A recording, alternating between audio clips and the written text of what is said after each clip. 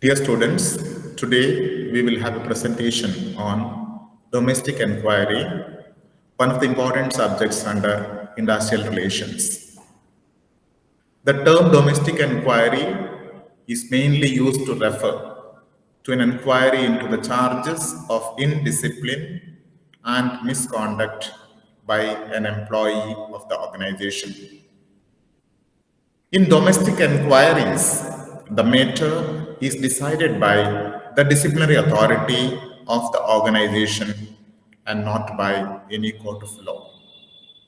In cases of alleged indiscipline, it is common for disciplinary authorities in a department or in an industry to appoint an officer or officers to inquire into the allegations against an employee.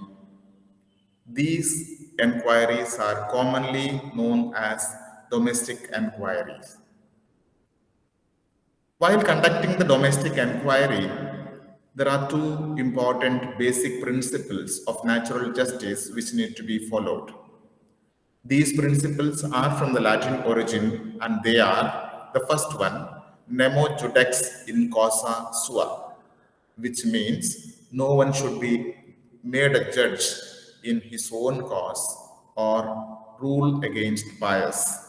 The judge must be impartial and must decide the case objectively on the basis of evidence available on record.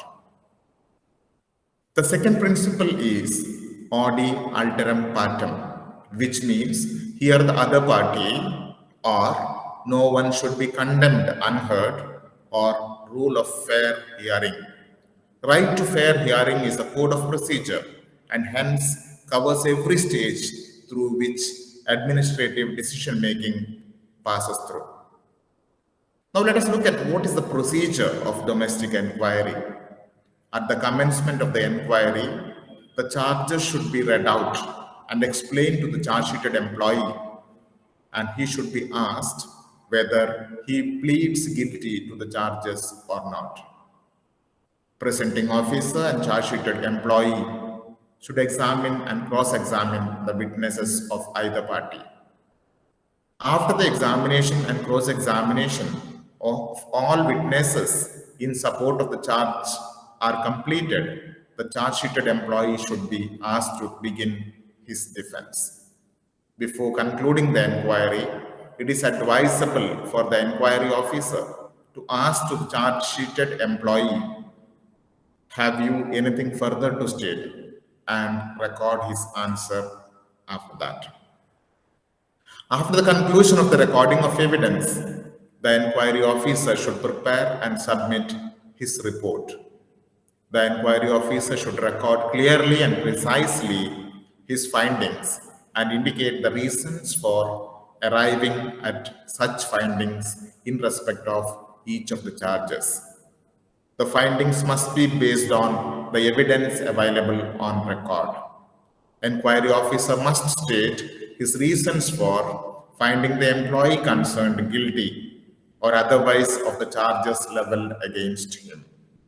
He should not recommend any punishment to be imposed on the charge-sheeted employee.